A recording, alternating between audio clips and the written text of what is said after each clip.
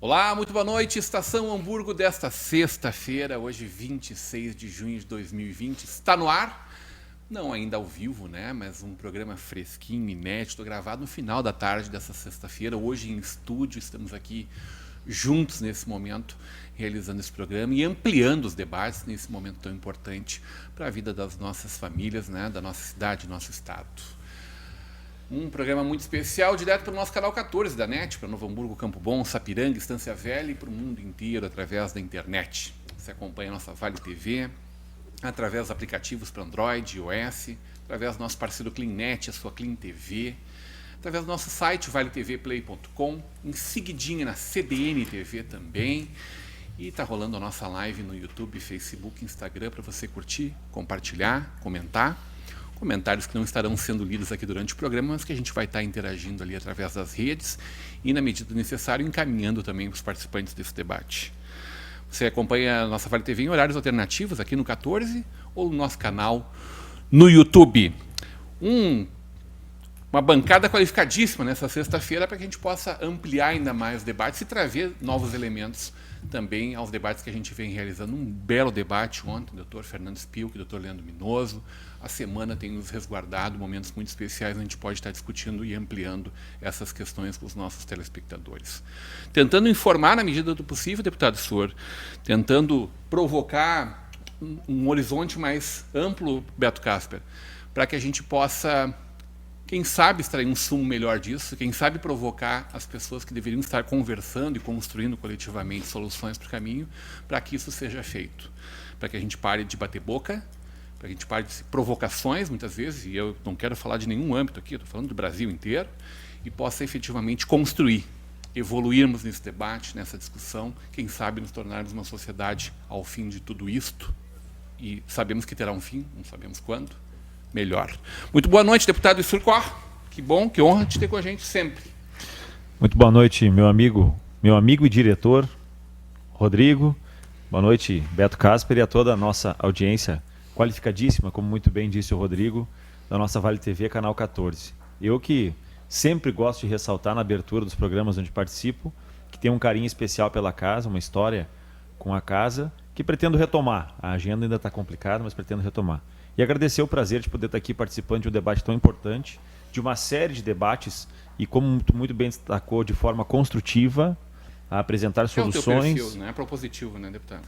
Eu tenho umas fases políticas ali, mas a fase mais recente realmente ela tem sido muito mais de construção, de aproximação, de diálogo, desse papel de intermédio que o parlamento tem, né? É a nossa maneira de propor a política enquanto parlamento, é o debate, é a intermediação. O parlamento, ele muitas vezes, ele tem muito mais o papel, né, Rodrigo e Beto, de ser motivado pelo Poder Executivo, que encaminha projetos, soluções, sugestões. Então, sempre que provocado, o parlamento se manifesta. Esse é o rito, digamos, na política, né, brasileira, em termos de que o Poder Executivo encaminha os projetos para apreciação do Legislativo. Mas também a nossa maneira de propor a política é principalmente a fiscalização, a legislação, e aí sim, o Brasil está repleto de leis e a gente precisa muito mais fiscalizar do que criar leis novas. Mas esse papel de intermediação entre a ambição da sociedade, o desejo das instituições, enfim, dos setores, do cidadão, para levar isso até o Poder Executivo, o papel de intermediação é do Poder Legislativo. E por isso que os vereadores nas comunidades são muito conhecidos pelas pessoas, os deputados nas esferas também são. Eu acho que eu gosto muito, é um carinho que eu tenho, encerrando minha manifestação inicial, pelo parlamento, por esse poder de ação de ser um intermediador. E nessa fase política que eu me encontro, sim. O Beto Casper, estava com saudade de ti aqui. Não que a gente não se veja e se fale constantemente, mas fazia tempo de te ter com a gente na Vale TV. Tu que é um grande incentivador da comunicação local, é um grande apoiador de primeira hora. Semana passada fez 7 anos da minha chegada na Vale TV e tu está comigo desde o primeiro momento. Desde antes de eu estar aqui dentro, tu estava junto com a gente. Obrigado sempre, Beto Casper. É uma honra ter um empresário do teu gabarito com a gente, firme, ponta firme na nossa comunidade, inclusive. E a gente destacou vários momentos aqui nos últimos 2 meses de um cara que está fazendo a diferença num momento tão difícil. Que loja linda essa nova de Capão, já está em Capão há mais tempo, mas esse novo momento na Paraguaçu, um grande espaço, amplo, confortável, repleto de coisas novas, com um mix ampliado de produtos, né? Que é outra coisa maravilhosa. Mas a gente também sabe que esse momento, mais do que de coisas boas para falar, é das coisas que não estão andando como deveriam falar. Seja muito bem-vindo, Beto Casper. Obrigado, Rodrigo. Sempre me orgulhei muito de ter participado um bom tempo aí com vocês, né? Conheci pessoas maravilhosas, fiz muitas amizades. É uma satisfação, tá muito grande estar aqui também com o ISUR, né? Contigo. É outro orgulho para nós, né? Nossa, pra muito. Novo Hamburgo, para a nossa Vale TV. Aliás, já então, dada essa boa-vinda, agradecer também pelo elogio ao meu trabalho, da minha esposa na direção da Tecnolar e dos colaboradores, dizendo que me agrada muito esse teu perfil, Isur, de parlamentar, de político, né? Eu também procuro me comportar dessa forma, como ser uma pessoa que tenta agregar algo, não só criticar, né? Criticar é fácil demais. Mesmo que uma crítica, mas com uma construção, Exato. né? A famosa, conhecida crítica construtiva. Exato, porque senão fica uma coisa muito vazia, muito sem graça, né? Inclusive no meu decorrer de Tecnolar, que vai completar 30 anos agora no mês de outubro, eu tenho 54 anos, eu comecei a empreender, eu e minha esposa com 24, né? Temos hoje mais de 30 colaboradores e eu carrego comigo desde o início, meu corretor de seguros é o mesmo, tenho vários fornecedores que são os mesmos, enfim, muita coisa está com a gente desde lá do comecinho, porque a gente cria relações de respeito e de confiança por onde passa. Porque se vira apenas uma relação comercial, de patrão empregado, se não se cria um vínculo ali, não tem graça. Né? Não tem sentido, né? Não. Realmente não. Então, quando se tem esse perfil que eu acho bacana, que tu falaste, eu vejo isso em ti, Sur, a gente consegue as coisas mais fácil. Né? A gente tem aquela pessoa que vai dizer pra gente não o que a gente quer ouvir, mas aquilo que a gente precisa ouvir. Né? Enfim, a gente vai ter alguém do lado da gente nos dando feedback, nos ajudando. Né? Realmente é o que se precisa mais no Brasil, no nosso país. Acho que tu falaste muito bem que no Brasil não é leis que faltam. Né? Leis nós temos sobrando, nós precisamos é que se façam cumpri-las. O que acontece muito no Brasil, na minha visão, é que se cobra da sociedade organizada. De quem pode se cobrar uma multa, de quem se acha onde se precisa achar quando se tem que chamar a atenção. Ou seja, no Brasil não são leis que faltam. Isso eu enxergo em Novo Hamburgo, eu enxergo no Rio Grande do Sul, enxergo no Brasil e na América Latina. Então, eu acho que ainda na América Latina nós estamos muito bem, nós brasileiros, né? É uma cultura latina essa de não se respeitar as leis, né? Então, acho que nós temos um árduo trabalho ainda a fazer, né? E eu acho que são com pessoas com esse teu perfil, Isur, que a gente pode melhorar muito o nosso estado. Obrigado, Beto. E sabe que, se me permitir, Rodrigo, Por favor, senhor. E a política de intermediação, a política de construção não significa ser leve, passar a mão pela cabeça, né, botar panos quentes. Não é isso. Ela é incisiva, ela tem cobrança. Não é vil, né, senhor? Não é vil, exatamente. Né? Então ela tem um propósito, existe uma seriedade, e isso é importante também, não pode virar uma conversa de compadre. Eu tinha uma crítica quando eu era vereador em Novo Hamburgo, que teve um momento da administração, em uma outra época, lá no início do meu primeiro mandato, onde eu reclamei que algumas relações da Câmara de Vereadores com o Poder Executivo, eu disse que parecia encontro de compadre. Não se respeitava a relação entre as instituições. Não havia aquele rito, o respeito que tu tem que ter, e também isso é importante. Então, é importante tu ter a política de articulação, de construção, de aproximação, e isso que eu disse, que nós estamos sendo muito procurados nesse momento, Rodrigo, os parlamentares, e no meu caso, enquanto deputado estadual, justamente para buscar as demandas dos prefeitos, das instituições, das entidades, do cidadão, do contribuinte, do empresário, e intermediar junto à Secretaria da Fazenda.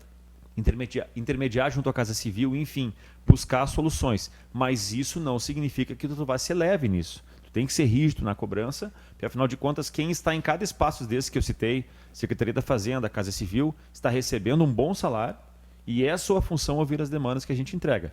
E nem sempre as demandas chegam no oi, tudo bom, tá tudo legal. Não está tudo legal. Senão nós não estaríamos conversando, estaria fazendo uma reunião. Então, enfim, só para contribuir, que é importante, além dessa política de articulação, tu ter força nas tuas proposições e bater pé nelas, né? Não deixar virar um encontro de compadres, como eu disse. A gente tinha uma expectativa muito grande em torno de 2020, né? A gente vem de 5 anos, pelo menos, de uma crise econômica, em alguns momentos mais profundas, mas sempre uma crise econômica, né? Era um momento, né, Beto, que a Tecnolar estava desenhando aí seus 30 anos, uma série de ações. Claro que muita coisa vai acontecer ainda desse ano, porque é do teu perfil realizar independente de qualquer coisa, mas vai ser diferente do que se as coisas dessem, se tudo der certo, né? Agora, as coisas estão ainda muito mais difíceis, né? A Tecnolar até em poucos dias ela começou a operar mesmo que muito minimamente, né? Por conta da característica do teu negócio, né? Da tua razão social, daquilo que tu faz, do teu negócio ser fundamental para as empresas, para um hospital, para toda a estrutura da sociedade. Mas ainda assim, evidentemente, o faturamento foi lá embaixo. A gente pode recapitular, assim, para quem não se lembra, e talvez esclarecer para quem nunca foi empreendedor. Hoje, num negócio, tu trabalha durante 30 dias até o 29º para pagar contas, impostos, colaboradores, fornecedores, e talvez no 30º dia sobrar um pouquinho para ti. É assim que não existe diferente. Quando sobra, né, Beto? Quando sobra, né? Nós tivemos, assim, 3 anos bastante complicados para nós comerciantes. Aqui na cidade um pouco pior ainda. Nós tivemos um evento a mais que veio para o nosso bem, que é agora que nós iríamos conseguir talvez buscar aquilo que nós tivemos que abrir mão ali atrás. Nós tivemos a greve dos caminhoneiros, que afetou todo mundo muito forte. Nós tivemos, durante 1 ano, as obras de revitalização na cidade, que foram maravilhosas. A nossa cidade, o nosso centro da cidade ficou fantástico, né? Só que todo mundo teve que dar um pedacinho do seu corpo, né? E agora, então, quando a gente imaginou que com as eleições, passado todo aquele ranço das eleições, que nós teríamos então um ano que nós pudéssemos... E agora vem os gafanhotos. Então, assim, praga do Egito, né? Depois vem os sapos daí que vão... Eu não quero que chegue na parte do primogênito, senão eu tô perdido. É complicado, eu não consigo pescar isso. Eu não consigo jogar bola. O que eu vou fazer, né? Estou fazendo pilates com a minha esposa. E pior, eu estou começando a gostar. E o ano prometia, né? Realmente, como disse o Rodrigo, né? A gente percebia no cenário, um dos cenários que eu atuo muito fortemente enquanto presidente da Frente Parlamentar é o setor coreiro calçadista, né? Que feira final de novembro isso. Pois é, sensacional. Um ano abrindo uma expectativa, a gente percebia o semblante, o sorriso no rosto dos empresários, de vendo que o setor ia de vento em popa e que ia ser um ano de muito crescimento, né? E importante desse crescimento, que as pessoas que acompanham, o crescimento ele é importante que ele aconteça, mas ele se consolidar. Então nós vemos num período de consolidação, quem esteve na SIC, por exemplo, nas feiras em Gramado, em 2015, 2016, se assustou com o que viu, né? E aqui um abraço para o Fred, da SIC, para a Beta, nossa amiga, né, de TV. Então se assustou, eu digo, usando a feira como exemplo, o desânimo, o semblante, né, do setor, todo mundo desanimado, Beto, porque não via possibilidade de crescimento, muito medo da situação política do Brasil. E aí, de repente, a gente vem para 2018, uma feira punjante, 2019 a feira, digamos assim, a todo vapor, né? Nossa. E aí esse ano prometendo muito mais, mas infelizmente a gente teve esse impacto da pandemia. A feira que acontece agora dia 7 de julho, né? Ela é sempre lá no final de maio. Exatamente. Vai ser virtual dia 7 de julho. Né? Virtual, de forma virtual. Imagina a quantidade de negócios, a quantidade de perda, né? A queda para o setor hoteleiro de Gramado. Nossa. E do entorno da Serra. Setor turístico, né? Sem contar o setor de negócios, né? Toda essa movimentação que as empresas fazem, deslocar os seus estabelecimentos, digamos, as suas entidades para dentro da feira. Então, realmente se lamentar. E a conquista da competitividade, né? Porque entrar agora, entrou, né? a diferença tarifária do nosso imposto, do nosso ICMS para o segmento. Agora, né? Uma conquista de uma luta de uma vida. Um decreto que foi publicado em 27 de dezembro, né? Reeditado no dia 30 também, de abril. Exatamente, foi uma diretamente. construção que eu posso dizer que é diversas frentes, né? Eu e um grupo de deputados, tem que dar mérito aos colegas deputados, também junto à Secretaria da Fazenda e especialmente aqui em Novo Hamburgo eu posso citar o trabalho da Bicalçados, através do presidente Haroldo, e o trabalho da ACI, através do Marco Kirsch e do Marcelo Queu, que foram essenciais nesse processo, juntamente com o Sindicato do Calçado de Três Coroas e outros setores. Mas, enfim, foi uma construção bem importante e que teve um saldo muito positivo para o setor calçadista. Mas o setor coreiro, e aí já vou emendar uma outra pauta, eu tive em recente reunião na segunda-feira da semana passada, na segunda dessa semana, no ICSUL, conversando a respeito do setor coreiro, que sentiu de certa forma, foi prejudicado dentro do decreto. Então, hoje à tarde tivemos reunião com o secretário da Fazenda, tratando sobre a situação da Mercado Livre, que deixou de ir para Gravataí. E aproveitei a oportunidade para reforçar que eu aguardo uma resposta deles para suprimir um inciso lá do decreto que está, de certa forma, prejudicando o setor coreiro. Então, muita construção vem acontecendo, a gente vem tentando buscar... Mercado Livre, perdido. Olha, a manifestação, o prefeito, o Marco Alba fez uma manifestação bastante forte, né? Eu tenho aqui os registros da reunião, inclusive, em alguns momentos, e tenho aqui um registro da fala do secretário da Fazenda. Então, o Marco Alba, os deputados, os colegas deputados, Sebastião Melo, Fábio Osterman, estavam presentes na reunião, se manifestaram muito fortemente, organizado pelo Gabriel Souza, e a resposta do secretário de Estado foi que o Estado atendeu todas as solicitações da Mercado Livre. E houve, inclusive, uma insinuação no ar de que teria havido uma certa deslealdade do governo de Santa Catarina, no sentido de incentivos além do que, entre aspas, a política que evita a guerra fiscal entre os estados permite. Muito mal comparando com o que acontece no futebol, né?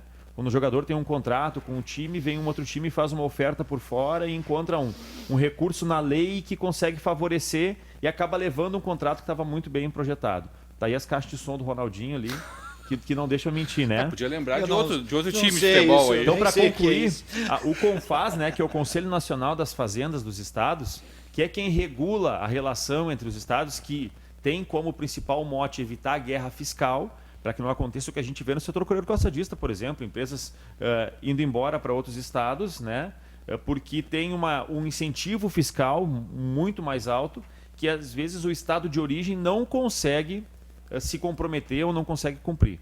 E foi mais ou menos isso que a gente entende que aconteceu. Hoje eu posso dizer que o nosso estado do Rio Grande do Sul está muito defasado em termos de legislação, especialmente para legislações modernas que regulam internet, e-commerce, como é o caso do Mercado Livre.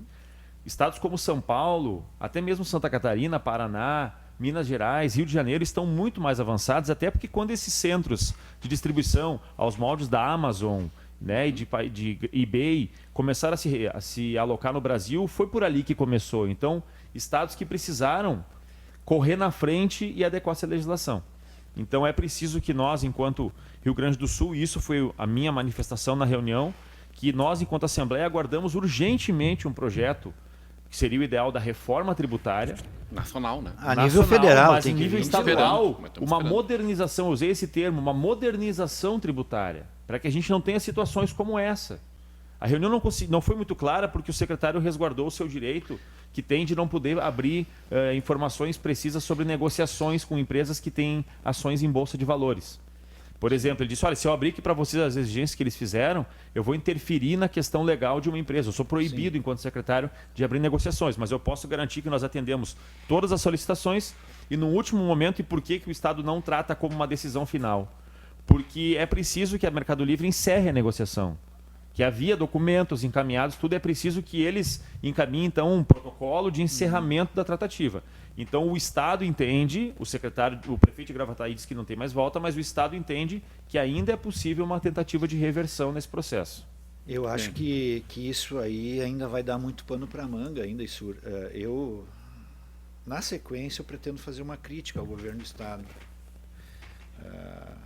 O Issur, inclusive, é sabedor. Pode emendar, mas antes Beto, disso, eu quero até, entre aspas... Tem alguém que faz crítica ao governo do Estado, esse cara sou eu, tá? Até entre aspas, eu acho que há que se dar um crédito ao governo do Estado, em relação a essa eventual perda da Mercado Livre, porque eu não aceitaria de boca fechada, de bico calado, que se instalasse uma empresa aqui no Rio Grande do Sul, que não pagasse nada de impostos, que trouxesse mercadorias de todo o Brasil ou de todo o planeta, que passasse pelo Rio Grande do Sul e não deixasse nenhum tipo de receita e prejudicasse apenas quem gera emprego e arrecadação, que é o comércio. Eu acho que precisa ficar bem claro isso. Será que o governo do estado não está, talvez, defendendo os empresários do comércio? Aí eu acho que caberia até isso, como se já não foi feito, uma sugestão. Mas daí o Estado perdeu a oportunidade, então, de dar essa manifestação. Falar Exato. isso, né? Olha, nós Precisamos saber, existe porque algum... daí justificava. Daí Exato. a gente entenderia, porque hoje não tem uma justificativa Não se para o que fala, aconteceu, né? Então, após eu ter dito que de repente eu posso defender o Estado nessa situação, eu tenho uma crítica feroz para fazer ao governo do nosso Eduardo Leite.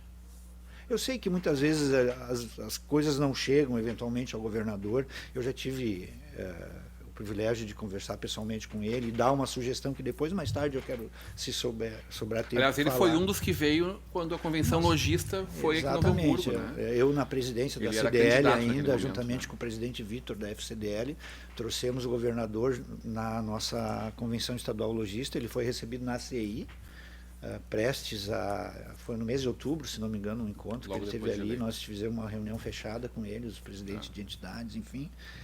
E eu quero trazer um caso meu e de muitos empresários, porque eu conversei com uma pessoa que é proprietária, diretor de um dos maiores escritórios de contabilidade da região, e ele fez questão de dizer que esse meu problema é o problema de dezenas de empresas aqui na região. No dia 23 de março, numa segunda-feira, saiu o decreto e fecha tudo. Né? Absolutamente tudo. E 2, 3 dias depois houve a compreensão das atividades essenciais, enfim, né, que felizmente a minha empresa conseguiu se enquadrar porque ela fornece para hospitais, para supermercados, para manutenção, para concertos, enfim. Né? 3 dias nós não pudemos atender, nós não tivemos receita. Em um negócio, 3 dias sem receita, ferrou. Certo? E justamente no dia 23 de março era o dia de pagar as GAs. Porque o custo não cessa, né? Eu ia dizer, a receita Exato. cessa, mas o custo não cessa. As GAs, Guias de Arrecadação da DIFAL, que é o imposto que se chama DIFAL, diferença de alíquota de ICM. Todas as empresas do comércio que compram produtos de fora do Rio Grande do Sul, elas têm que recolher a diferença do ICM. Porque os fornecedores são de São Paulo, por exemplo. Né? Do Brasil inteiro, Sim, né? mas vamos lá. Nós somos isso, um né? dos... Eu não quero falar bobagem, mas eu acho que é o único estado do Brasil que tem o ICM de 18%. Posso estar equivocado. Né? Mas então, se eu trago um produto de São Paulo, Santa Catarina, ou de qualquer lugar aí do Brasil, na maioria deles pelo menos, vem destacado um ICMS de 12% numa nota fiscal. Se a nota fiscal é de R$1.000, para arredondar para a compreensão de muitos, o ICMS é R$120, mas só que o Rio Grande do Sul me cobra mais R$60. Adiantado. Não. Ele cobra do fornecedor que me mandou. Que te repassa. E aí, para eles terem o tempo Não, de isso tu vendeu, digo. o meu fornecedor tem que pagar para o governo do estado essa guia quando ele me envia mercadoria. Para terem o tempo de fiscalizar isso, durante esse mês, então ele vai... eu vou fazer as vendas e no próximo mês eu vou ter que pagar essa guia. Né?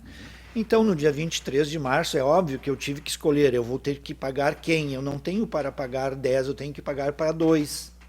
Então, eu não tenho receita, não posso pagar. Ok. Consegui, então, pagar fornecedores. Só que quem não conhece o Beto não sabe que ele paga tudo antecipado. Muitas coisas mais de 15 assim. anos. Então, a gente honrou o compromisso com todos os fornecedores, com todos os colaboradores, todo mundo deu um pouquinho do seu sangue, não cobrou juros, meus fornecedores não me cobraram juros, eu não cobrei juros dos meus clientes, os meus colaboradores abriram mão de horas extras para fazerem banco de horas. E agora, então, eu procurei o escritório de contabilidade durante o mês de junho, agora eu consegui me organizar, eu quero pagar esse imposto que eu não consegui pagar em março, no dia 23. Para minha surpresa... Abril tá pago, Beto. Sim, só depois o dia 20, todos pagos, já paguei 3 depois, né? Abril, maio e junho, ficou de março. Para minha surpresa, assim, um pouco maior, mas eu não levei a sério. No dia 23 de maio venceu o imposto, dia 1º de abril eu recebi essa correspondência do Estado. 23 de maio venceu, dia 1º de abril eu recebi. Como nós temos Estado 3 lojas... eficiente, né? É Estado muito eficiente. Dizendo que eu ia ser incluído em dívida ativa, que ia ser incluído no CADIM, no Serasa, ser protestado e execução fiscal. Uma ameaça uma semana depois. Eu fui ameaçado pelo Estado. Isso me deixou revoltado. Eu não consegui pagar. Durante o mês de maio, eu recebi... Um tipo de relação que o setor privado não tem, né? Não, eu não Uma posso conta ter de com o meu telefone, cliente, eu perco ninguém ele. te cobra em 7 dias, te liga ameaçando SPC, Serasa, o que quer que seja. Né? Eu tenho clientes que não me pagaram ainda de março e eu vou... Se eu receber sem juros, eu vou ficar feliz, porque ele vai ter sobrevivido à crise. Para minha surpresa, agora em maio eu já fui incluído em dívida ativa. Mas mesmo assim, tá, eu pensei, isso não é sério, isso aí é só uma ameaça, eles não vão fazer. Aí eu peguei, entrei em contato com a empresa de contabilidade. Pessoal, eu quero pagar essas guias, agora eu vou conseguir pagar. Provavelmente o governo do estado não vai cobrar multa, ele vai cobrar só o valor de face, talvez a correção, que é 0 e alguma coisa mesmo, eu acho que até é justo. Né? Não.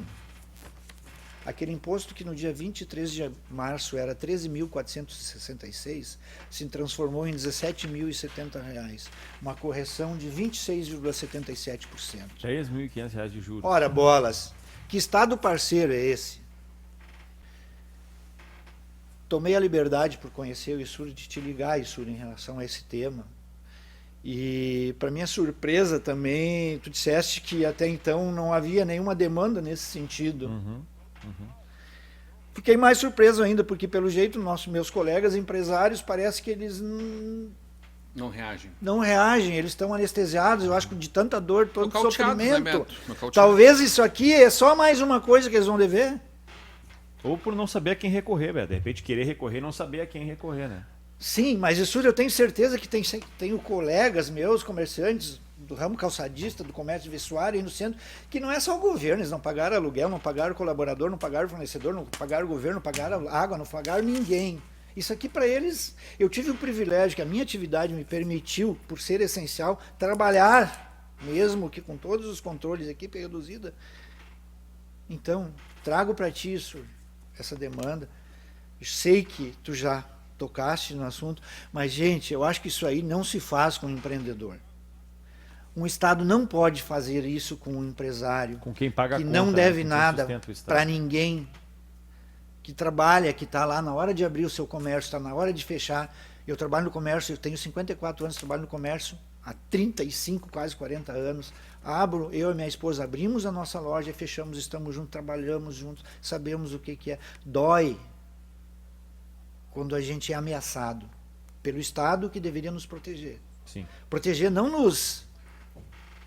Não é passar a mão na cabeça. Não é passar a mão, nos cobrem, mas nos deem. Né, Beto? E outra coisa, o que agrava essa situação, e aqui também me soma a tua crítica nesse sentido, porque hoje essa reunião que nós tivemos à tarde com o secretário da Fazenda, especialmente o subsecretário de Tributação, realmente os deputados pegaram bastante pesado na discussão. Nisso que a gente falou no início. Entre ter uma relação, ok, vamos construir, mas as manifestações são muito fortes, no sentido de que a Fazenda tem que se modernizar. A Fazenda tem que se modernizar. Eu brinco que se o Estado eu quero dizer, a instituição, seja a Prefeitura, o Governo do Estado, se tivesse concorrência, quebrava. Só não quebra porque não tem concorrência. Porque se tivesse qualquer empresa do lado, na porta do lado, como é no comércio, né, Beto? Que se tu não oferecer o melhor serviço, o melhor atendimento, o teu concorrente pode ter o mesmo preço que tu, mas pela qualidade do atendimento leva o teu cliente. O Estado não tem essa obrigação, né? Então o Estado, infelizmente, deveria ter essa obrigação, porque custa muito caro, cobra muito pelo serviço. Mas, ao mesmo tempo, a exigência é que o Estado não se moderniza.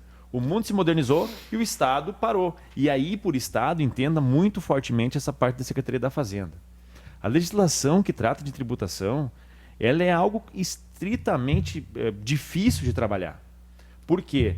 Porque se nós formos pegar o do parlamento, ali nós somos 55 deputados, talvez que tenham conhecimento, né, de política tributária profundamente, como é o caso dos técnicos da Fazenda, nós tenhamos 10% que tem esse conhecimento de política tributária aos moldes dos técnicos da Fazenda, o modo que eles têm de conhecer. Então já temos uma dificuldade na discussão, no debate, quando muitas vezes o argumento da autoridade pesa sobre quem detém o conhecimento, diz, olha, nós sabemos como mexer com tributação e o parlamento não sabe. Então isso já é um desafio que nós temos. Por isso que essa reforma tributária demora tanto para chegar nos parlamentos. Porque quem é técnico nesse sentido entende que o parlamento não está apto a debater esse tema, que é um tema muito específico, que é a tributação. Resumindo, meu papel, né? Tu viste, a gente fez aquela reunião, manifestei claramente para o secretário da Fazenda em uma reunião organizada pelo presidente da Assembleia, Hernani Polo, sobre essa dificuldade e aguardamos ainda que o Estado recue nesse processo. Concluindo a minha manifestação, por que dessa crítica pontual? O Estado, além de nesse momento, não ter a percepção do que tu está vivendo enquanto empresário, era o mínimo que se esperava, Beto, que tivesse uma percepção de dizer, olha, a nossa legislação, nesse caso, é X, mas veja o momento que nós estamos vivendo, nós mandamos o cara fechar as portas dele, nós não deixamos ele abrir a porta dele. Vamos reconsiderar e fazer uma espécie de refis, que não é o caso, né? Mas um refinanciamento de dívida ou zerando. Pedido não faltou, Beto. Os deputados mandaram pilhas de ofícios, solicitações e reuniões pedindo complacência do governo com a questão da tributação, complacência do governo federal, linhas de crédito para que pudesse manter o governo federal, Isur, alcançou a mão para a gente. Sim. E o governo do Estado não fez da mesma forma. Que tanto critica o governo federal, não fez a sua parte. O mínimo que esperava do Estado era uma sensibilidade no momento que se está vivendo e dizer, olha, o Gilberto não pagou essa guia, não é porque ele não quis pagar, é porque ele sempre pagou em dia, ele não pagou porque aconteceu alguma coisa. O que aconteceu? Nós mandamos fechar as portas dele, ele não faturou. Então faltou sim essa percepção. Eu acho que o governador deveria ter tido essa visão, me desculpe, senhor. Isso é papel do governador. Nós não podemos fazer isso com o empresário. Perfeito. Decreto aqui, ó, quem não pagou naquele período isento da multa, se pagar até tal dia. Como tem esse projeto que tu me enviaste, mas ele não contempla as empresas do Simples. Isso. Contemplaram os grandes, mas os pequenos não. A tributação, ela é tão complicada da gente lidar que tudo que a gente propõe à Secretaria da Fazenda, eles têm que levar para o CONFAS, que é o Conselho Nacional. E esse Conselho Nacional se reúne a cada 60 dias, 45 dias. Então, como é que funciona? Nós, deputados, levamos a demanda para a Secretaria da Fazenda. Só tem uma brecha que o CONFAS permite, até em medida de conhecimento. O CONFAS permite que tu replique uma tributação de estados da mesma região. Em resumo, se o Rio Grande do Sul quiser aplicar uma nova política tributária, além de todo o regulamento básico, que só pode ser de um ano para o outro, não pode mexer a alíquota de imposto dentro de um ano corrente, essa coisa toda, se tu quiser copiar uma lei de Paraná ou Santa Catarina e implantar, tu pode. Exatamente igual, sem mexer uma vírgula, uma linha. Tu pode colocar sem consultar o CONFAS. Tu pode aplicar a lei e o CONFAS depois vai analisar se houve alguma coisa. É a única permissão. Fora isso, então a gente esbarra, chega lá como deputado, olha, minha sugestão é essa para o setor comercial, para o setor calçadista, para o setor metal mecânico. Essa é a sugestão. Ok, nós vamos levar para o CONFAS. E aí, eles são técnicos. Senta e espera. São técnicos, não são administradores. São burocratas, né? Senta e espera. Eu acho que um deputado estadual e um prefeito tinham que ganhar 50 mil por mês. Não, Deus, das pessoas nós iam arrastar. E um vereador tinha que ganhar 30 mil por mês. Presidente da República, 200 mil por mês. Porque as melhores cabeças estariam lá, junto com aqueles que têm perfil e querem fazer por opção de vida, por acreditarem, por saberem fazer a boa política. Mas teria muito empresário competente lá, muito administrador de empresas, para ajudar a mostrar para esses técnicos lá do governo que eles passaram em provas, né? A teoria deles eles sabem todas as leis, tudo. Só que eles não sabem do dia a dia que quando numa empresa tu quer faturar mais, tu tem que baixar preços. Tu quer vender mais comerciais, mais apoiadores na tua TV, o que tu faz? Baixa o preço. Não é aumentando o preço. Beto, a gente tem as bancadas evangélicas, as bancadas governistas, nós poderíamos ter as bancadas empreendedoras. É uma visão que realmente eu percebo que faz muita falta ainda. Ainda no parlamento se discute muito políticas públicas, né, mas de atenção que o Estado pode prestar à população, que é essencial, que é o papel do Estado. Mas muito pouco se discute onde o Estado atrapalha as pessoas. Nós temos uma comissão na Assembleia Legislativa, que é a comissão que está analisando todas as leis inúteis que existem no Estado. Leis que só servem para ocupar espaço realmente, que não servem para mais nada. Que já foram, por exemplo, tem uma legislação nova e diz, essa lei, né, Foram altera... revogados no final do ano mais de 10 mil leis. Né? Mais de 10 mil leis, né? Para dar um exemplo, aqui em Novo Hamburgo, tá? Em Novo Hamburgo, muito, muito básico. O nosso código de posturas é de 1952. Sim, é piada, né? Ele é de 1952. Ele prevê, inclusive, escarradeiras nas entradas de acesso dos hotéis. Escarradeiras, que para quem, né, é mais antigo sabe que era uma prática do uma campo de prática futebol da hoje em época, né? Então, realmente a gente tem que modernizar. O problema é que tu sentar e fazer todo esse processo de modernização, de uma reanálise da legislação, é muito moroso, exige muito conhecimento técnico de leitura, de legislação mesmo, de saber ler lei, e aí isso consome um tempo absurdo dos mandatos de quem o faz. Consome um tempo de equipe, de absurdo, tudo, e a gente vem recebendo demandas, então é muito difícil. A Câmara de Vereadores, eu vi o vereador Raul Cássio recentemente, nós discutíamos isso no tempo que eu era vereador aqui, e recentemente eu vi o Dr. Raul Cássio mais uma vez abordar a necessidade de uma modernização tanto do nosso Código de Posturas, quanto da lei orgânica e de outras questões que precisam dessa modernização para o século XXI. A gente não teve uma sensibilidade, foi muito fácil para a caneta dizer, olha, não corta a luz, não sei o quê, não corta telefone, não corta água, enfim, coisas que eu acho que são sensíveis, inclusive ao momento, mas nós não vimos em nenhum momento abrir mão de um pedágio, uma praça de pedágio. E nós pedimos.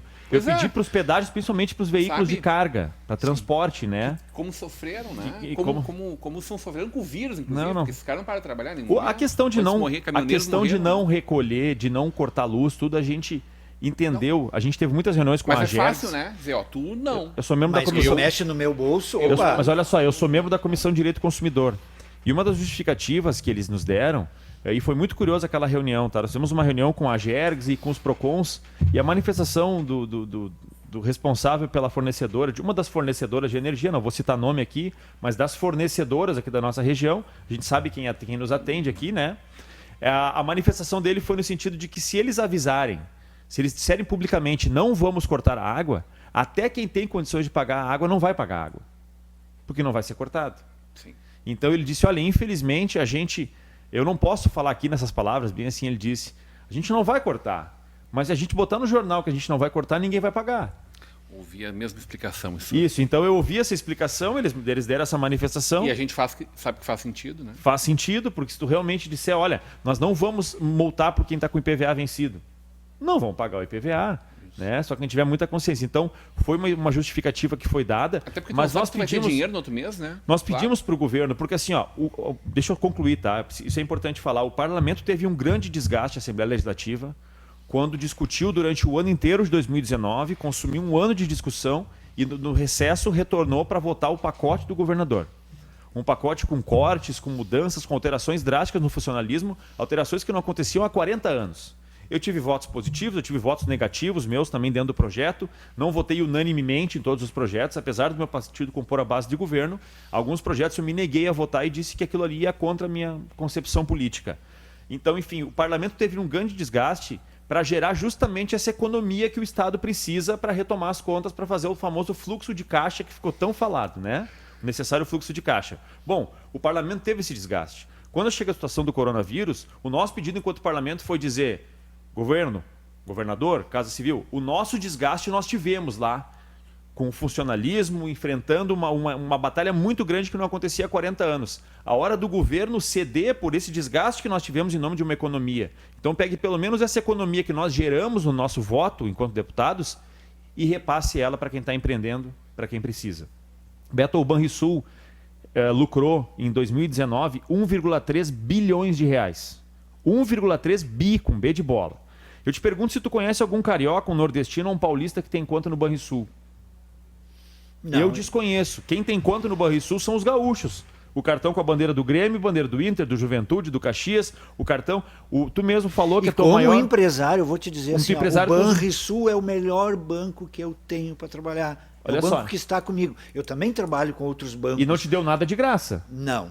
Né? Tu faz parte desse 1,3 Também. bilhões, eu faço enquanto cliente do Banrisul, E enquanto ininterruptamente, correntista. os 30 anos da minha empresa eu tenho conta do Banrisul. Beto, aí que tá. Se o Banrisul pega 10%, a gente entende que é uma sociedade de economia mista, que 49% dos investidores são pessoas que visam lucro, que têm ações à venda, que querem ganhar dinheiro. Mas se o Estado... Então vamos fazer um cálculo bem bagaceiro mesmo, bem simples, né? Digamos que desse 1,3 bilhões, então, o governo deixasse 1 bilhão com os 49%. E pegasse 300 milhões da sua parte e pegasse metade disso, 150 milhões, e injetasse isso para o pequeno, para o médio empresário, para manter o restaurante de portas abertas, para manter a casa noturna de portas abertas, para manter o grupo de teatro que tem, o cara do transporte escolar que precisa estar pagando a prestação da sua van, e injeta para essas pessoas, sem juros, para não ter lucro, e simplesmente para manter esses postos de trabalho abertos, esses CNPJs bancando o Estado. É investimento. Com certeza. Porque eu tenho certeza que tu quebrar todos esses que estão no risco de quebrar, de não poder abrir a porta segunda-feira, o impacto é muito maior do que 150 milhões. O grande problema... É difícil fazer isso. Mas é uma conta difícil Eu de não sei chegar se queres fazer intervalo. Precisamos fazer um intervalo. Precisamos faturar, né, Beto? Sim. Vamos para um breve intervalo, a gente volta já já.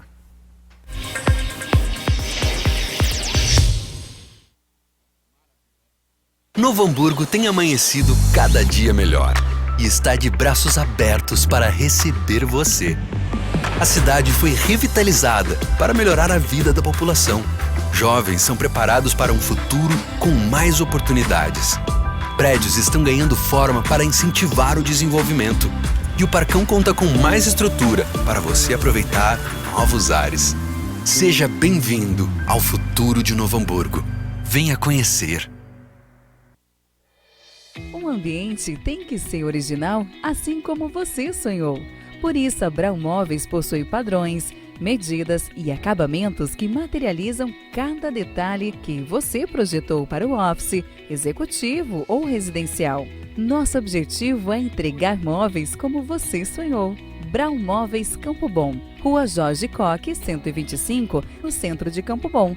Fone 3597-1465. A Jäger Águas, há mais de 10 anos, fornece soluções no fornecimento de água mineral para empresas, eventos e residências. Representamos as principais marcas daqui, da nossa região. Nossos entregadores são treinados e identificados para sua segurança. Temos uma logística que garante agilidade no atendimento. Siga a Jäger no Instagram e Facebook e confira toda a linha de produtos que trabalhamos. Água mineral é na Jäger Águas. Chegou a hora de ser global com a Sebratel. Internet rápida, segura, links de PES dedicados, data center e muito mais. Na Sebratel, contamos com uma equipe qualificada para atendimento exclusivo e suporte local e na busca de soluções para as mais diversas necessidades. Contamos com uma rede de empresas parceiras por todo o Rio Grande do Sul. Assine Sebratel e viva o sucesso do seu negócio.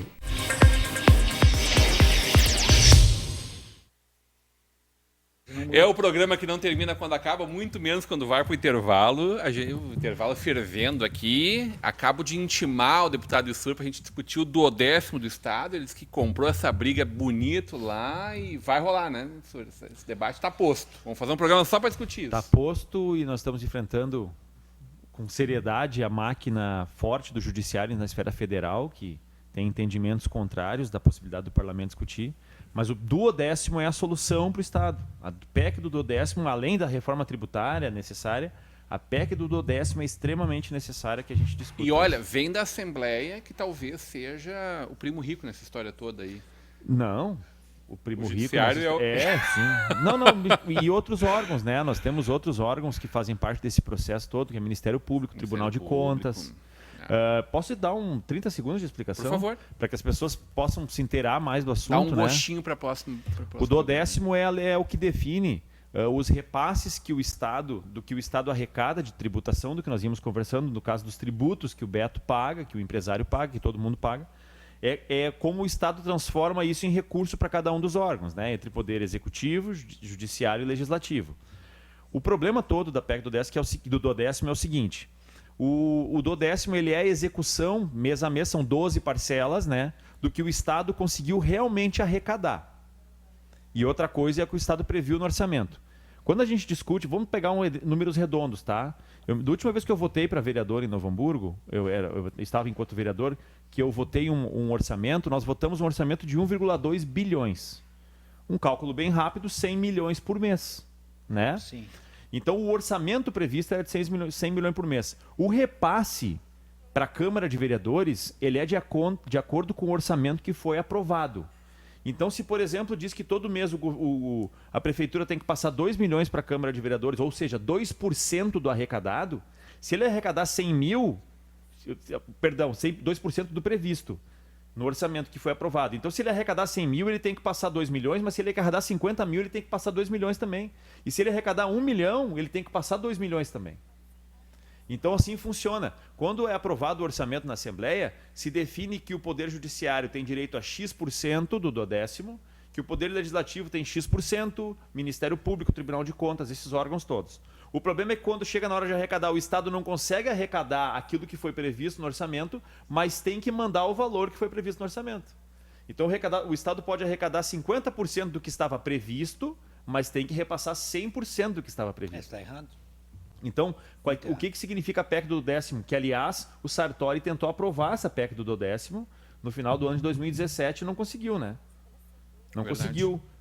Não conseguiu passar pelo número de votos lá. O que acontece hoje? Por que o funcionário do Poder Executivo recebe atrasado no Estado e o Poder Legislativo e o Judiciário recebe em dia, teoricamente? Porque o repasse é feito em dia e o Estado tem que correr atrás até recuperar aquilo que ele precisou repassar para poder pagar seu funcionalismo. Com a PEC do 10º, o Estado só vai repassar a porcentagem de acordo com o que arrecadou. Então não é 2% do previsto, é 2% do arrecadado. Não é assim que funciona.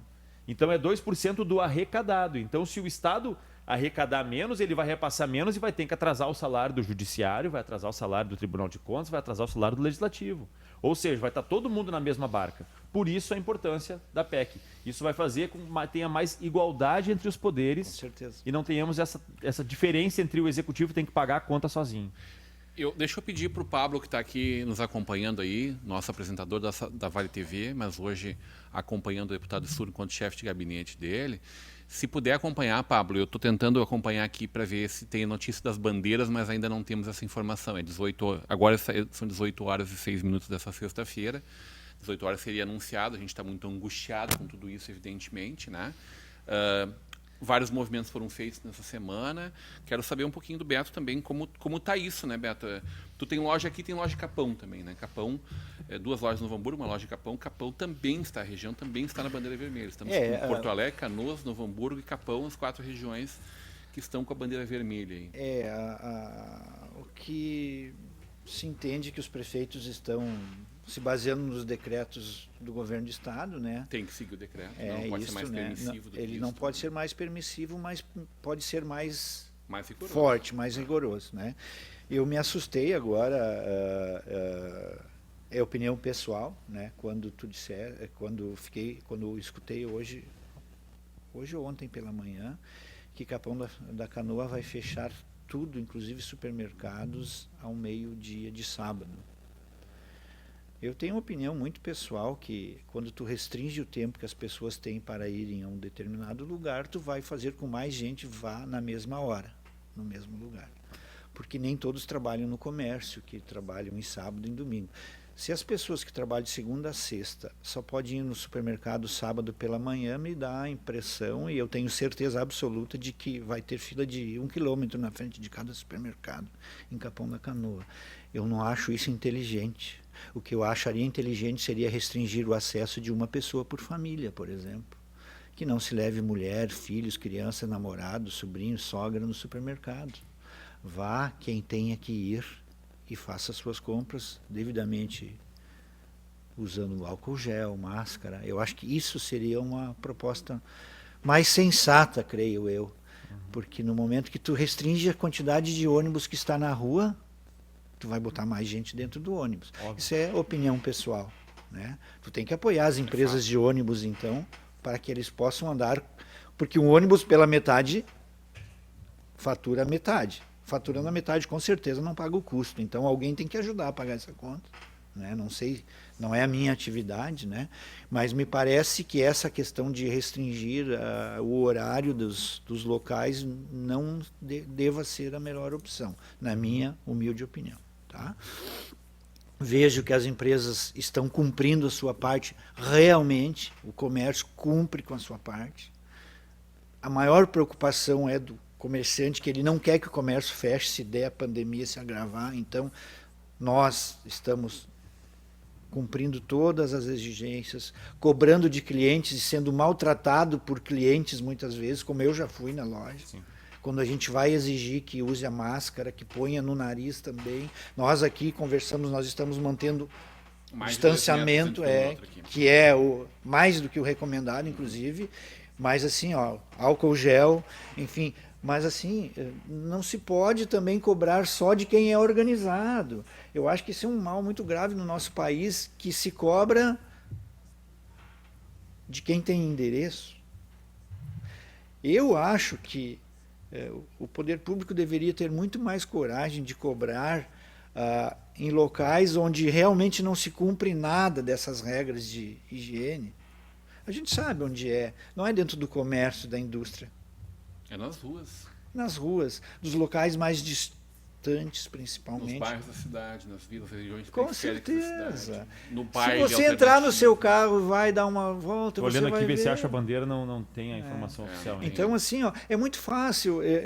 Assim, eu fico triste, às vezes, quando vejo o poder público cobrando de quem está tentando fazer o certo. Eu uso um exemplo, esse exemplo eu usei várias vezes já. A Feira do Colono, aqui em Novo Hamburgo. Eles têm minuto para começar. Tem um fiscal para cobrar que eles não podem vender uma banana eu estava lá na discussão antes. do pastel, eu estava lá, eu era vereador na época da discussão. Gente, vender em toda a sinaleira da cidade, na beira do valão, na frente do centro clínico, Regina, tem gente vendendo verdura, fruta na hora que quiser, na sinaleira, em qualquer lugar, na Nicolau Becker. Aí os colonos não podem, um minuto antes. Então é fácil cobrar de quem está ali. Sabe? Do comerciante que tem uma porta, tem um endereço. O que a gente viu a semana inteira, eu acho que a gravada crise a partir do último sábado, quando houve a denúncia, o anúncio de que seríamos então essa bandeira vermelha essa semana, nas nossas regiões, foi uma tentativa muito grande de jogar a culpa, de atribuir a culpa a outro. A gente viu isso da sociedade cobrando que o poder público deixou, do poder público cobrando penitenciando diretamente o comércio, sobretudo que é quem mais emprega hoje, né, Beto? Nossa, Novo Hamburgo o comércio é... Acho que todas as regiões nós estamos falando. Né? A matriz tributária de Novo Hamburgo hoje, mais de 60% dela é comércio e serviço. Comércio e serviço. Então a gente vê uma tentativa de culpabilidade não construtiva, que é essa provocação que a gente fez desde o primeiro momento, né? O que dá para a gente pensar enquanto uma sociedade que gostaria de evoluir, que sonha em evoluir, mas que involui quando essa discussão ela não é feita abertamente, claramente, construtivamente? O que a gente pode cobrar? Onde está o ponto? Como a gente vai sair dessa realmente, Beto? Olha, eu não posso falar tudo que eu tenho vontade. Mas eu te convidei para estar aqui hoje exatamente porque tu é um cara que mas fala. Eu acho que... Tu é uma pessoa respeitada. Foi dirigente da CDL até o outro ano, né? Participa da entidade até hoje, de certa forma.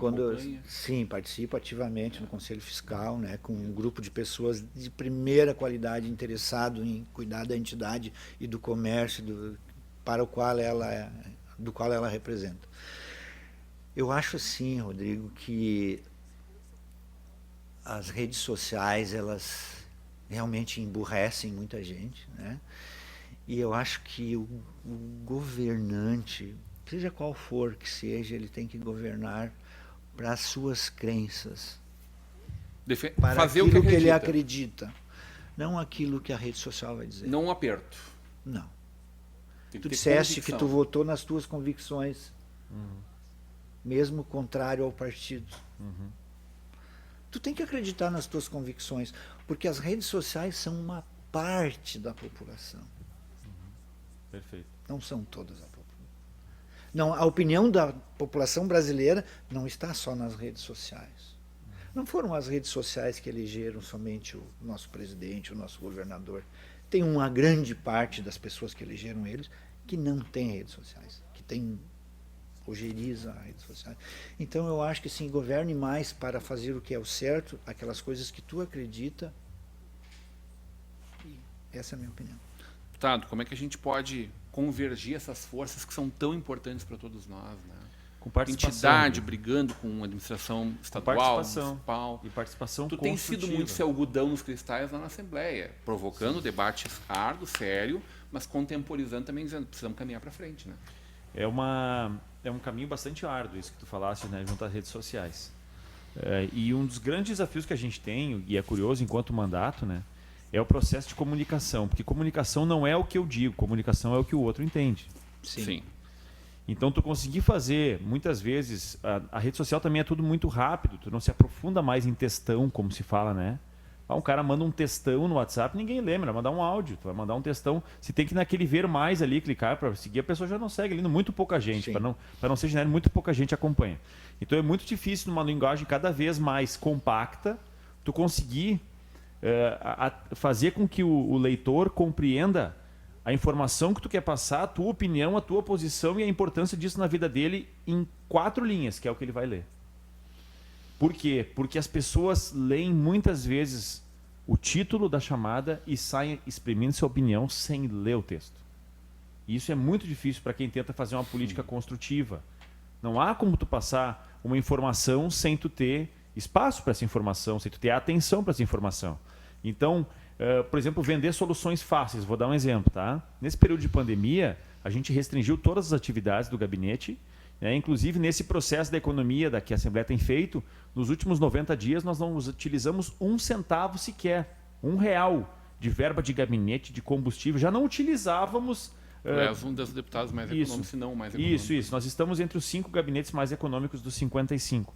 Mas o fato que eu quero dizer é que isso não é notícia. Eu ir noticiar na minha rede social que esse mês eu não gastei nada, isso não é notícia. Aí as pessoas dizem, aquele deputado é melhor que ele não gastou nada. Não! É bom que ele não gastou nada, mas o importante é o que ele fez pelo Estado, porque ele não está lá para ser o mais econômico, ele está lá para ser o mais produtivo. Eficiente. E ser produtivo e eficiência significa o que tu custou pelo que tu produziu. Correto? É o que oferece. Muito mal comparando, né? O veículo que menos gasta, de repente, que tu menos vai ter custo, não atende a tua necessidade. Então, o nosso trabalho enquanto parlamento é também não vender esses valores na política, de que o melhor político é o que não gastou nenhum centavo esse mês. Porque se a gente começar a pregar que isso é o valor a ser visto, né, e fala alguém aqui que é um dos mais econômicos, mas não tem que usar isso como mote da campanha. Então, em resumo, né, em mote do trabalho, tu ser o que menos gastou. Não, tu tem que ser o que mais produziu e menos gastou. Com os recursos que tu tinha disponível. Tinha disposição. Então, esse é o trabalho. E aí, então, para te concluir tua pergunta, as pessoas precisam participar de forma consciente. A gente tem reuniões todas as semanas na Assembleia, elas são abertas ao público, tu pode estar lá a qualquer momento, trazer participação popular, se inscrever. Aí as pessoas dizem assim, manda aqui um WhatsApp. Pô, deputado, eu queria falar de um negócio importante, um projeto para nós, tá. Daí tu vai lá e diz, ok, então nós vamos te inscrever na reunião, tu vai lá apresentar o projeto, traz ele por escrito, a gente vai apresentar, vai construir. Nunca mais, né? Nunca mais. Oi? Né? Então, ou coisas... tem coisas bem piores. Então, a gente pede que as pessoas participem, porque só com a participação das pessoas de bem, as cadeiras nunca ficam vazias na política. Isso é uma frase muito correta. Não existe vácuo na política. Se uma pessoa de bem, se a pessoa que tem condições não ocupar uma cadeira de vereador, alguém vai ocupar. Né? E aí fica na questão da consciência de cada um. E concluo com a frase que é atribuída a Sócrates, né? Que diz que o castigo de quem não se envolve na política é ser governado por quem o faz. É Sócrates? É um filósofo antigo aí que disse isso, né? Então eu não sei quem foi. Sócrates sei que a frase é muito boa. Desculpa, até me estendi demais. Mas então, Rodrigo, participação. As pessoas têm que participar de forma efetiva, contribuindo, construindo. Beto Casper, estamos chegando ao final do programa de hoje. A gente está aqui acompanhando, agora são 18 horas e 20 minutos. O anúncio das bandeiras ficou para as 18 horas, já passamos 20 minutos e ainda não está no Twitter, não está no governo do Estado, não está em nenhum lugar. O Pablo também está em discussão. Aqui, não tem nada. Na verdade, a linha de corte foi feita ontem, já não tem desculpa então por não estar sido anunciado ainda. A gente sabe que se for anunciado novamente bandeira vermelha para a nossa região, a gente vai ter mais uma semana ainda, não é só mais uma, né? Além da semana que nós tivemos, que nós estamos tendo, nós teremos essa próxima e automaticamente a gente entra na 3ª semana de bandeira vermelha. Então, ou seja, mais 15 dias para frente de comércio sofrendo muito, de oportunidade de desemprego. Evidentemente que a gente quer as vidas preservadas acima de qualquer coisa, mas nós precisamos encontrar um ponto de equilíbrio para tudo isso. Beto Casper, obrigado pela tua presença, que bom te ter com a gente aqui, tá com saudade de ti aqui nesse espaço, que é teu, que tu ajudou a construir, que tu ajuda a manter, como empresário consciente que vive a tua comunidade. Teu ponto final, Beto. Rodrigo, assim, eu gosto muito de estar aqui, só que eu escolhi dar um tempo, né? Eu tive uma exposição muito grande também, né? De mídia, enfim. Muito bom estar aqui. Sur, vou te fazer 3 pedidos. Olha a quantidade. Primeiro, continue batalhando em função dessa demanda que eu te trouxe. Esperamos muito, nós empreendedores aqui do Rio Grande do Sul. Né? Segundo, eu tenho um sonho. Eu sei que esse não depende tanto de ti, mas quanto mais gente levantar essa bandeira, a gente é capaz de conseguir que se consiga em algum dia, daqui a algum tempo, se ter um acesso decente para a cidade de Novo Hamburgo, na José do Patrocínio. Mas isso valia um assunto aqui, cara. Certo. Isso nós já temos informações e batalhas nesse Ótimo. sentido. E a terceira demanda eu levei pessoalmente para o governador do estado, que eu acho que alguém precisa levantar essa bandeira, não ouço isso também, que alguém tenha coragem de desafiar a lei da física gaúcha e urbanizar a freeway com o nosso polo industrial. A informação tem prioridade. Saído neste momento a informação, o Estado tem 9 regiões na bandeira vermelha na 8ª rodada do distanciamento controlado. Informação neste momento publicada no site do Governo do Estado. Além das 4 regiões que já estavam na bandeira vermelha, o mapa do distanciamento controlado apontou pior nos indicadores de outras 5 regiões.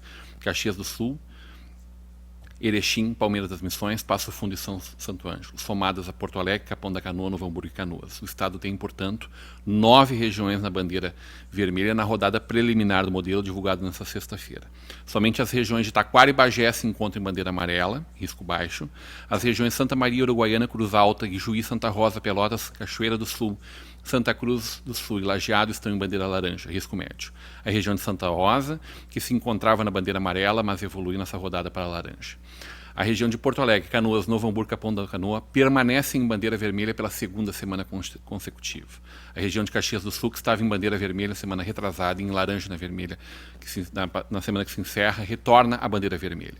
Assim, as 5 regiões devem seguir a regra que diz que, se fossem classificadas a bandeira final vermelha por 2 períodos consecutivos ou alternados dentro de um prazo de 21 dias, só poderão ser reclassificadas para a bandeira menos restritiva depois de preencherem os requisitos para tal reclassificação, por pelo menos 2 períodos consecutivos de mensuração.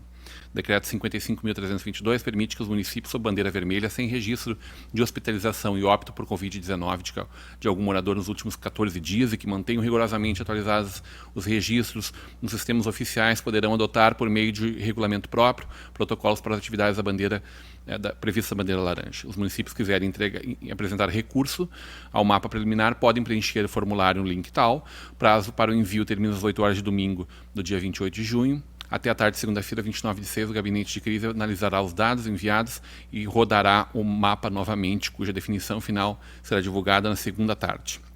As bandeiras definitivamente passam a valer, portanto, a partir de terça-feira, 30 de junho.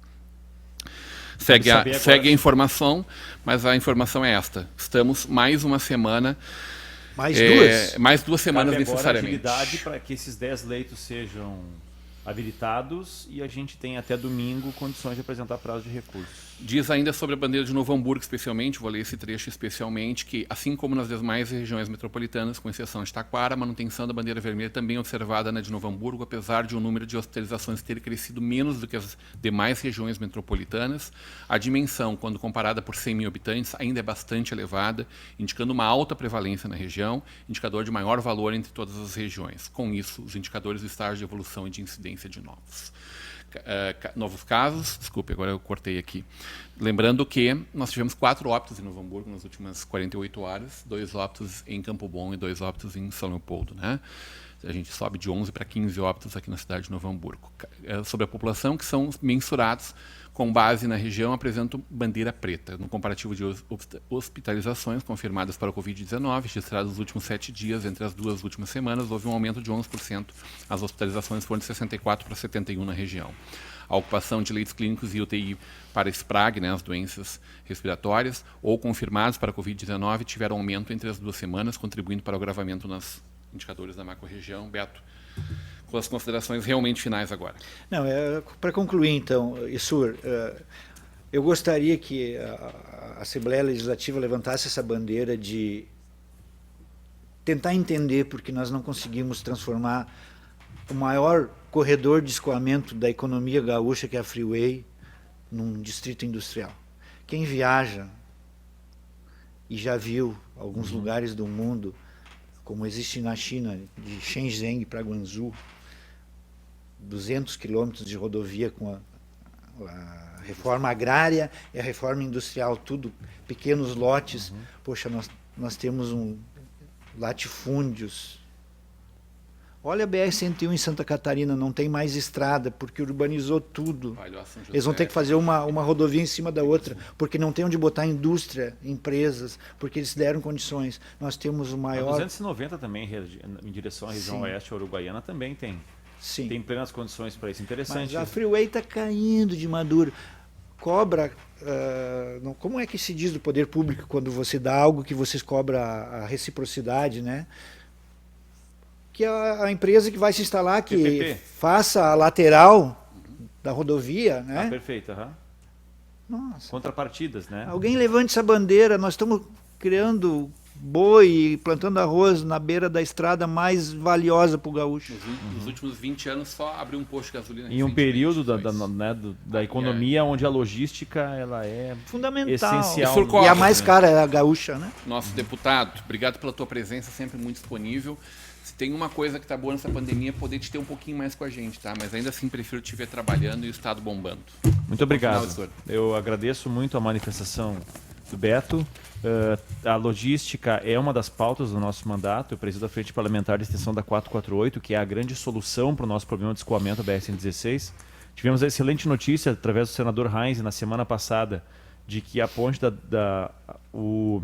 a chamada para as empresas participar do processo licitatório para a duplicação da ponte do Rio dos Sinos em São Leopoldo acontece ainda esse ano, nesse segundo semestre, né? E para que a construção se inicie em 2021. E também vai ser uma grande situação ali. E tem atuado em outras frentes, Beto. Eu estou batalhando muito ao governo do estado para transformar em VRS o acesso entre o bairro São José, em Novo Hamburgo, e o bairro Travessão, em Dois Irmãos.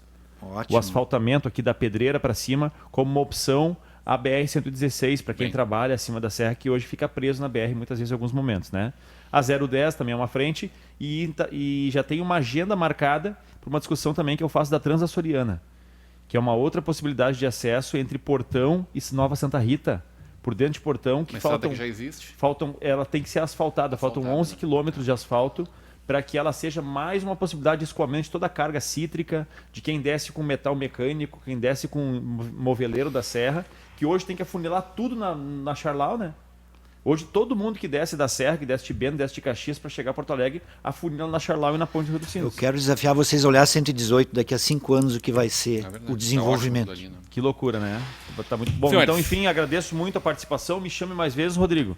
E tenho certeza que tenho buscado fazer todo possível nos municípios da região, e aí não é Novo Hamburgo, é Sapiranga, Ivoti, Dois Irmãos, Estância Velha, Lindolfo Collor, São Leopoldo, Sapucaia, fazer essa interlocução entre os prefeitos municipais, as entidades e a sociedade civil necessita junto ao governo do estado. É o meu papel essa interlocução. Às vezes temos resultado positivo, às vezes não temos, mas pode ter certeza, Beto, a batalha nunca encerra.